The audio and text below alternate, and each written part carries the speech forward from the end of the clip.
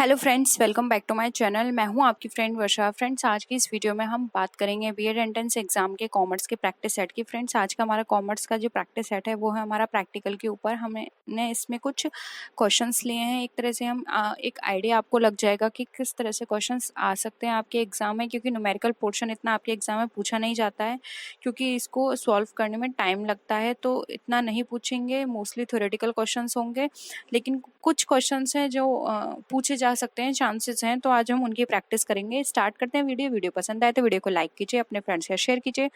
किसी भी तरह की कोई भी क्वेरी हो तो जरूर बताइएगा। चलिए स्टार्ट करते हैं। देखिए, यहाँ पर हमें क्वेश्चन दे रखा है एक्स वाई जेड क्रमशः, यानी फ्रेंड्स बहुत सिंपल हिंदी है। आप ये मत कहिएगा कि इसको इंग्लिश में भी अपलोड करो, क्योंकि फ्रेंड्स मैं जो आपको एक्सप्लेन कर रही हूँ वो मीडियम ऐसा है कि आप उसको इजीली अंडरस्टैंड कर सकते हैं, फिर चाहे वो इंग्लिश मीडियम के हो, फिर चाहे हिंदी मीडियम को। ठीक है, तो प्लीज़ आप ये मत कहिएगा कि इसको इंग्लिश में प्रोवाइड करिए। एक्स वाई एंड जेड यानी कि 3 पार्टनर्स हैं, 1/2, 1/3 एंड 1/6 का इनका रेशियो है। अनुपात माने रेशियो होता है। ठीक है, अब इनको ये इस रेशियो में अपने जो भी लॉस है और जो भी इनके प्रॉफिट है उनको ये डिस्ट्रीब्यूट करते हैं आपस में। एक जेड पर्सन है जो कि यहाँ से लीव कर रहा है, यानी कि इस पार्टनरशिप से वो जा रहा है। तो अब हमें यहाँ पे एक नया प्रॉफिट एंड लॉस रेशियो निकालना है, और उनका क्या होगा। ठीक है, नया लाभान्वय अनुपात और लाभ प्राप्ति, मतलब किस रेशियो में वो उनका न्यू रेशियो क्या होगा और किस रेशियो में वो आपस में डिस्ट्रीब्यूट करेंगे प्रॉफिट को, वो हमें निकालना है। तो देखिए, सबसे पहले इनका जो रेशियो यहाँ पर दे रखा है क्या है, 1:3, 1:2, 1:3 एंड 1:6। ये इनका क्या है, ओल्ड रेशियो है इन सब का। इसके रेशियो में ये बांटते थे, तो पहले इसको निकाल लीजिए। 3:2:1:6, इनका आप एलसीएम लेंगे, कितना आ गया, 6। अब देखिए यहाँ पर 3:1 हमारा ऊपर आ गया। अब इसको आप सॉल्व करेंगे तो यानी कि रेशियो हमारा 3:2:1 ये निकल कर आया है, एक्स वाई जेड का रेशियो। अब हमें जेड यहाँ से लीव कर रहा है, तो एक्स वाई का new profit and loss ratio क्या होगा वो आपको देखो कैसे निकालना है। तो देखिए, जब हमारा जेड निकल कर जा रहा है तो उसका जो 1 है उसको छोड़ दीजिए, क्योंकि 1 की कोई वैल्यू नहीं है। तो आप ये इसका 3:2 है, ये इसका न्यू रेशियो होगा। बहुत सिंपल था। ठीक है, तो यानी कि अब जो रिमेनिंग मेंबर्स हैं एक्स और वाई, उनका रेशियो क्या होगा, 3:2। ठीक है, ये होगा। बहुत सिंपल था ये। नेक्स्ट क्वेश्चन पे आते हैं। के एम एस, ये 3 पार्टनर्स हैं, 4, 3 एंड 2 के रेशियो है इनका, जिसमें प्रॉफिट एंड लॉस अपना डिस्ट्रीब्यूट करते हैं आपस में। के जो है वो अवकाश ग्रहण कर रहा है, यानी कि के जो है वो यहाँ से जा रहा है। ठीक है, पार्टनरशिप से। एम एस आप का जो रेशियो होगा फ्यूचर में वो होगा 5:3। तो अब यहाँ पे न्यू हमें इनका निकालना है प्रॉफिट एंड लॉस रेशियो। तो देखिए, अब यहाँ पे new profit and loss ratio हमारे कैसे निकालते हैं। पहले तो प्रॉफिट एंड लॉस रेशियो निकालेंगे, तो वो कैसे निकालेंगे, देखिए, न्यू जो इनका profit and loss ratio minus old. ठीक है, मैं पूरा नहीं लिख रही हूँ, लेकिन new profit and loss minus old profit and loss ratio. तो इनका क्या निकल कर आया, देखिए एम। अब इसमें हम पहले एम का देख लेते हैं। एम का कितना था यहाँ पर, एम का यहाँ पर दे रखा है, अगर हम देखें, के एम एस 4, 3 एंड 2 है। ठीक है, तो एम का यहाँ पर दे रखा है 5:3, यानी कि 5:8 हो गया। ठीक है, अब यहाँ पर 3:9। ठीक है, ये हमारा क्या था, यहाँ पर ओल्ड में इसका क्या था, 3:9। अब इसको आप माइनस करेंगे 5:8 में 3:9 को, तो यहाँ पर हमारा क्या आंसर निकल कर आएगा। पहले आप इसको अगर सॉल्व करेंगे तो ये होगा 45 माइनस 24/72। अब इसको आप सॉल्व करेंगे तो निकल कर आएगा 21/72। ठीक है, अब देखिए इसको आगे सॉल्व करते हैं। ये तो ठीक है, अब इसके आगे देखिए, अब हम एस का निकालते हैं। एस का क्या होगा, 3:8 माइनस 2:9, यानी कि 3:8 ये वाला एंड 2:9 ये वाला हो गया। अब इसको सॉल्व करें तो क्या निकल कर आएगा, 27 माइनस 16, और फिर आ जाएगा ये हमारा 8 का 9 से करेंगे तो ये आ जाएगा हमारा 72। अब 27 में 16 माइनस करेंगे तो ये निकल कर आ जाएगा 11/72। ठीक है, तो पहले उसका क्या था हमारा, एम का था 21/72, और ये है 11/72। तो देखिए यहाँ पर इनका न्यू जो निकल कर आया है रेशो, क्या होगा, 20/72। 11, 21/11, क्योंकि 72 इनका क्या है, सेम है, ठीक है। तो इनका न्यू रेशियो निकल कर आया है 21 और 11। नेक्स्ट आते हैं, अब देखिए इसमें हमें यहाँ पर गुडविल की वैल्यू आपको निकालनी है। बहुत ही सिंपल है ये भी, और इतनी ही सिंपल आएंगी, इससे ज़्यादा आपको नहीं दिया होगा क्योंकि इतना टाइम नहीं होगा कि आप उनको सॉल्व करें। तो इतने सिंपल क्वेश्चंस, छोटे क्वेश्चंस ही आपको दिए होंगे। तो देखिए एक साझेदारी फॉर्म में 4 वर्ष की वो दिए हुए है profit. First year profit 20,000, second year profit 22,000, third year profit 28,000 and fourth year 34,000। अब फर्म की जो विनियोजित पूंजी है, यानी कि जो फर्म में जो इन्वेस्ट की गई है हमारी कैपिटल, वो हमारी यहाँ पे कितनी है, 1,20,000। और इसका जो जोखिम है उस पर यहाँ पर जो प्रतिफल है 10% इस पर दिया जाता है, ठीक है। 10% इस पर लगाया गया है। क्या, नॉर्मल प्रॉफिट पे अगर हम 10% की दर से हम क्या निकालेंगे, इसका प्रतिफल निकालेंगे, ठीक है।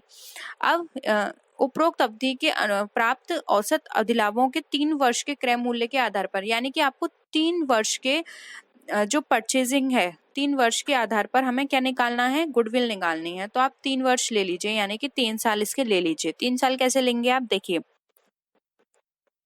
यहाँ पर हमें कितने दे रखे हैं, 4 साल दे रखे हैं। तो देखिए 20,000 प्लस 22,000 प्लस 28,000 प्लस 34,000, इन सबको आप प्लस कर लीजिए, डिवाइडेड बाय 4। अब देखिए इन सबको अगर हम प्लस करके डिवाइडेड बाय 4 करेंगे तो देखिए हमारा क्या आंसर निकल कर आएगा। मैं यहाँ लिख देती हूँ, आंसर निकल कर आएगा 26,000। यानी कि ये क्या हो गया, एक तरह से एवरेज निकल आया हमारे 4 साल के प्रॉफिट का। अब 4 साल के प्रॉफिट में हमारा 26,000 एवरेज निकल कर आया है प्रॉफिट। तो देखिए नॉर्मल प्रॉफिट अब हम कैसे निकालते हैं, नॉर्मल प्रॉफिट निकालने का फॉर्मूला होता है, जो हमारी कैपिटल है 1,20,000 अपॉन कितना, वो बोल रहा है इंटरेस्ट 10%, तो इस पे 10% की इंटरेस्ट निकालेंगे तो हमारा कितना निकल कर आएगा, 12,000, ठीक है। 1,20,000 में 10% इंटरेस्ट निकालेंगे, तो यहाँ पर हमारा इंटरेस्ट नहीं, 10% हम यहाँ पर निकाल के चलेंगे, जिसको हम इसका प्रॉफिट रेशियो में हम निकालते हैं ना 10% की, तो वो हम निकालेंगे तो हमारा 12,000 निकल कर आ जाएगा। अब 12,000 निकल कर आएगा तो देखिए सुपर प्रॉफिट निकालेंगे इसके अंदर। सुपर प्रॉफिट कैसे निकालते हैं, अब ये जो 26,000 हमारा निकल कर आया था एवरेज प्रॉफिट 4 साल का, इसमें हमारा जो हमने 10% निकाला था, हमारा विनियोजित प्रतिभूति के ऊपर जो प्रतिफल निकाला था, इसको हम माइनस कर देंगे। तो इसको माइनस करने का हमारा आंसर कितना निकल कर आ जाएगा, 14,000। अब देखिए ये तो हमारा सुपर प्रॉफिट निकल कर आया है। अब गुडविल निकालने का जो फॉर्मूला होता है, इसके बेसिस पर क्या होगा, देखिए मैं इसको रफ करके बता देती हूँ। गुडविल निकालने का फॉर्मूला, गुडविल का फॉर्मूला होता है super profit into number of years, जो भी नंबर ऑफ ईयर्स गिवन हो आपके क्वेश्चंस में, ठीक है, number of years upon number of year purchased होगा, ठीक है, जितने भी साल की परचेजिंग गिवन है, नंबर ऑफ ईयर परचेज्ड ये होता है। तो देखिए यहाँ पर ये कितने साल की बोल रहे हैं, ये बोल रहे हैं यहाँ पे 3 वर्ष के लिए, ठीक है। तो सुपर प्रॉफिट हमारा कितना निकल कर आया था ऊपर, वो निकल कर आया था 14,000। अब 14,000 पर आप ये कितने साल की, 3 साल की बोल रहे हैं, तो 14,000 पर आप 3 साल का निकालेंगे तो इसका मल्टीप्लाई करेंगे तो आपका आंसर निकल कर आ जाएगा 42,000। ये इसका आंसर होगा, ठीक है। एमसीक्यूज में मुझे क्वेश्चंस नहीं मिले थे, इसलिए डायरेक्ट मैं आपको आंसर बता रही हूँ इनके, क्योंकि जो भी मेरे पास प्रीवियस पेपर थे उसमें से मेरे को कोई भी ऐसा क्वेश्चन नहीं मिला था जिसमें न्यूमेरिकल पार्ट पूछा गया हो, लेकिन आप लोग रिक्वेस्ट कर रहे थे कि न्यूमेरिकल पार्ट आए हैं, तो इसलिए मैंने ये कुछ शॉर्ट क्वेश्चंस लिए हैं जिनके बेसिस पर आप प्रैक्टिस कर सकते हैं कि इस तरह के पूछे जा सकते हैं, बहुत ही शॉर्ट क्वेश्चंस, इससे ज़्यादा आपके नहीं होगी कैलकुलेशंस, क्योंकि इतना टाइम नहीं होता कि आप कैलकुलेशन वहाँ पे करो। हाँ, इस तरह के पूछे जा सकते हैं। देखिए ये तो और भी छोटे क्वेश्चंस हैं। अब यहाँ पे 5 साल पहले के आपके 5 साल के एवरेज प्रॉफिट पर आपका 3 वर्ष की जो परचेजिंग है उसकी गुडविल देखिए यहाँ पर निकालनी है आपको। तो देखिए 5 साल का जो आपका यहाँ पर प्रॉफिट दे रखा है एवरेज प्रॉफिट, वो आपको पहले निकालना पड़ेगा। 25,000, 10,000, 17,500, 17,500 एंड 30,000। तो देखिए इन सबको आप प्लस कर लेंगे, ठीक है। इन सबको प्लस करने का टोटल कितना निकल कर आएगा, 1 लाख हो जाएगा। ये पूरा बैलेंस 1 लाख हो गया, ठीक है। अब ये कितने साल का है, ये हमें 5 साल का दे रखा है, तो डिवाइडेड बाय 5 करेंगे तो कितना निकल कर आ जाएगा, ये हमारा निकल कर आ जाएगा 20,000।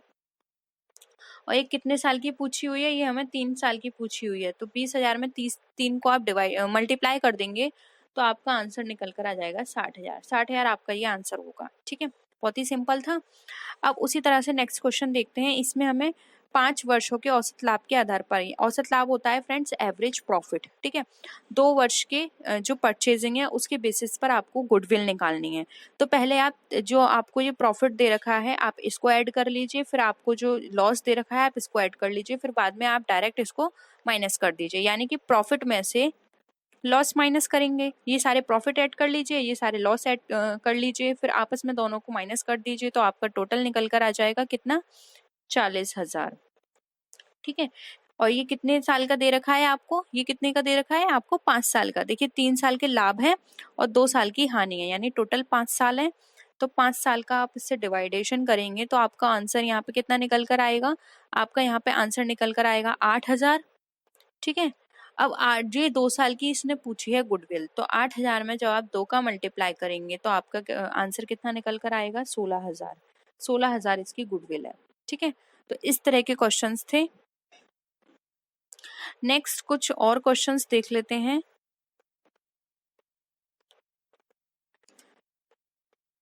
अब देखिए यहाँ पर जो क्वेश्चंस है इसमें आपको बताना है कौन सा हमारा कैपिटल एक्सपेंडिचर है, कौन सा हमारा रेवेन्यू एक्सपेंडिचर है।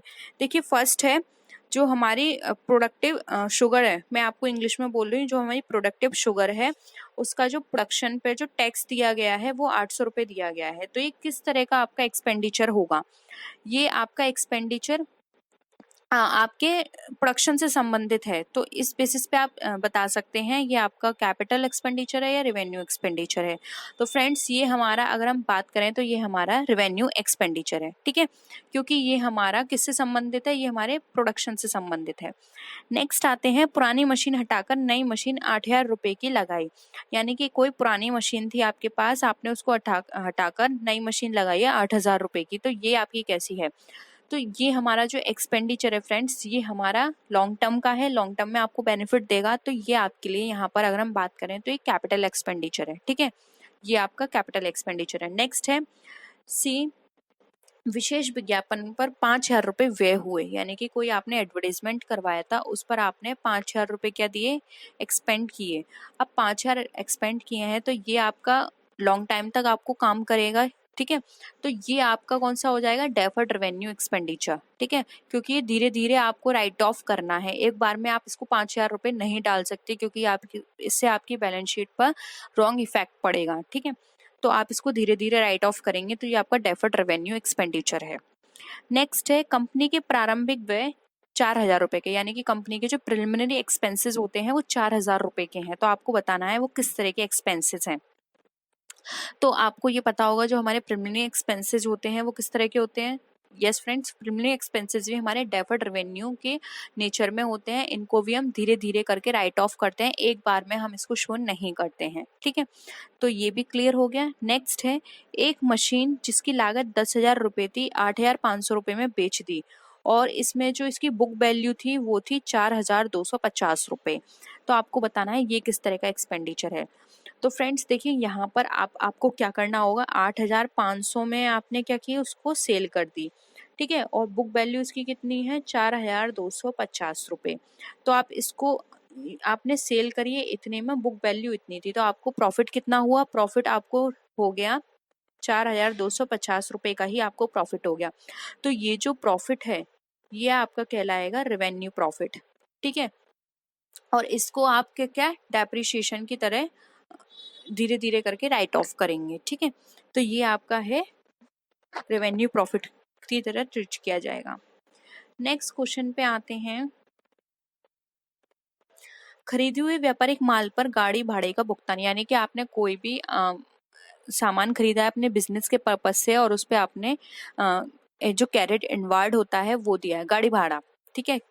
वो दिया है, तो उसको आप कैसे दिखाएंगे?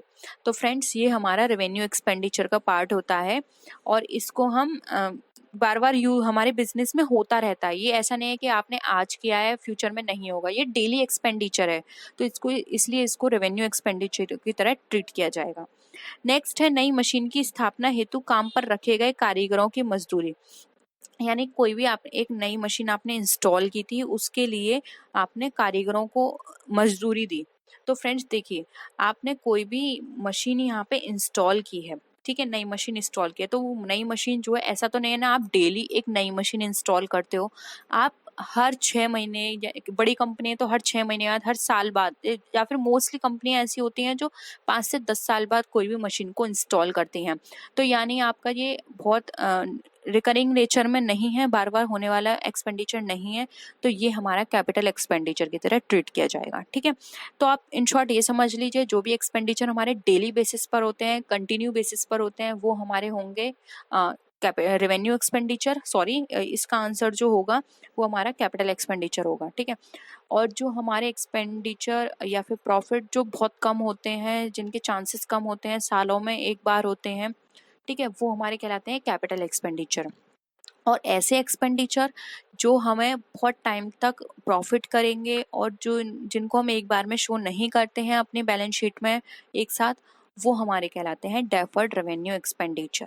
ठीक है, इतना आप, आई होप आपको क्लियर हो गया होगा। उसके बेसिस पर आप ये सारा कर सकते हैं। जैसे कि प्लांट में घिसे हुए पुर्जों की प्रतिस्थापना लागत। अब प्लांट में आपके कोई ऐसे टूल्स लगे हुए हैं जो कि घिस गए हैं, आपने उसको दोबारा लगवाया है। तो फ्रेंड्स यहाँ पर अगर हम बात करें कि ये आपने दोबारा जो लगवाया है, ये आपकी जो प्लांट है उसकी जो पावर है उसको ये इंक्रीज करेंगे।